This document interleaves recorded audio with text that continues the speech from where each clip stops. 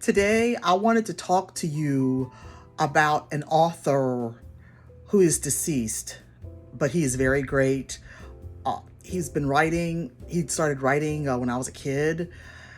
His name is Sidney Sheldon. Actually, I'm familiar with him. It wasn't even because of his books. This is just showing how old I am. Uh, I don't know how many of you remember or maybe have seen in reruns the series I Dream of Jeannie. It came on in the 70s when I was a kid, and I thought it was a great series. And I remembered when the episodes would go off, it would appear on the screen that it was created by Sidney Sheldon. So that was the first time I'd ever seen the name before. So when I knew he wrote books, but it didn't seem to be something I'd be interested in reading. I mean, because most of the books I'd read at the time, they were romances and they were written by women. And so when I saw the subject matter of his books, like when I was like maybe a teenager, it didn't look interesting to me, so I ignored it. But what happened was when I was in my, I guess, early 20s, I was out of college. I was talking to a friend of mine, and he told me to read Sidney Sheldon's books. He said they were really good. I said, well, I don't know, because I had read the descriptions and they didn't seem to even do much for me. And I know that there were some made-for-TV movies. I think Rage of Angels was actually a movie, but I didn't even bother to watch it. It just didn't look funny and entertaining like I Dream of Jeannie. But I'm just trying to teach you to not always go by your instincts, because sometimes you can be wrong. When this person recommended the books to me, I went to the library because, like I said, he had a big backlist, because his first books came out probably when I was like four or five, maybe 6 years old. So that would have been too young to read that type of a book. So I had a lot of books to choose from in the library. So I picked one and I read it, and it was phenomenal. I said, this is wonderful. I thanked my friend, and it gave me something to read because I had a new author to focus on. So, well, new to me author.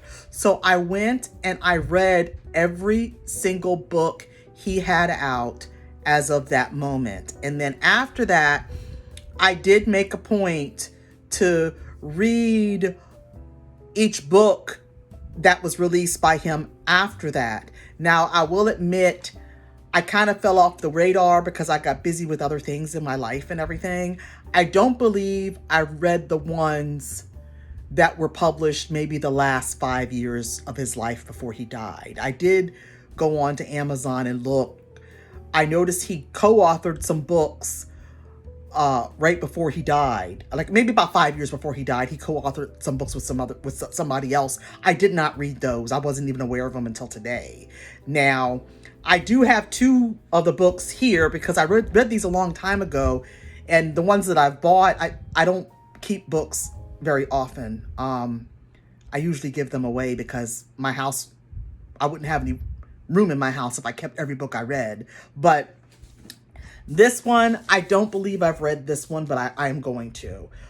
This was left to me by my my old roommate moved out.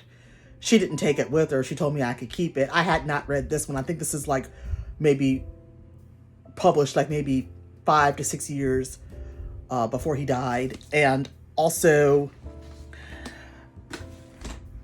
this one I kept this one because my coworkers gave it to me as a gift when I left my job. I worked at a travel agency as an accountant. And when I resigned, because I worked there for 10 years, my coworkers, as a parting gift, they gave me the most recent Sidney Sheldon book as a gift, and that was a really good gift to get for me. And they all signed it. So, and this book was really good. I don't want to say too much about it, but it's about 3 women but they're all connected, and you find out how, I think maybe midway to 3/4 of the way through the book, and it will blow your mind. It is so good. So he, like I said, he has a lot of books that he wrote. It's hard for me to speak about every one in particular. I don't have the list in front of me.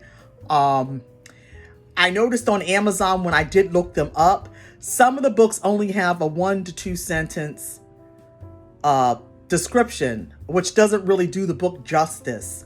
I know Master of the Game. Now that one was one of my favorites. It's a big book. I remember it being kind of thick, and I believe it was Generations, because there is a set of identical twins in there, but I think they come later. And I believe part of it was set in South Africa, and it had to do with the diamond mines. Oh, but it was just phenomenal. All of his books were so good. The only one that didn't blow me away was the science fiction. I'm not much into sci-fi. That was a little bit different. He did have one science fiction novel out, but the rest of them, give them a try. I noticed that they're still on Amazon. They're ready for a new generation of people, because I'm the old generation, and there are probably people even older than me that read the books like when they first came out, like back in the 70s when he first started publishing the books, like back in the early 70s. So I really recommend, checking out his novels and reading a few of them, see if you like them, and recommending them to your friends as well. And I don't remember the year that he died off the top of my head, but he's been dead for years. But you should check out his books. They're very good. So, well, if you like books that are intriguing, before I sign off, I want you to consider reading my book, Southern Comfort. It's a little bit different than my other books. It has a romance in it, but it's more women's fiction than romance.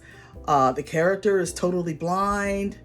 The woman in the book, the main character, she's struggling to raise her daughter the best way that she can, and she has something happen to her in the past that was very traumatizing, and it still affects her today, and it also affects how she raises her daughter.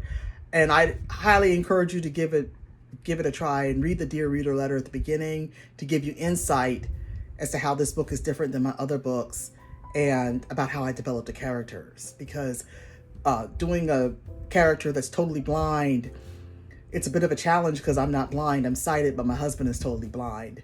And it annoys me when I read books written with blind characters. I don't feel they're realistic.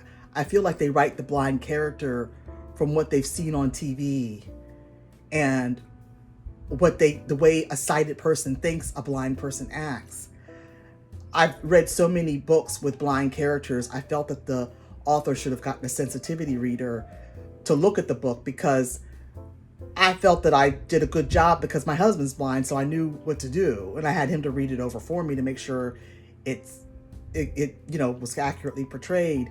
Because I do see things that annoy me when I watch movies and read books with blind characters. Sometimes they'll have the blind person to feel a person's face to see what they look like.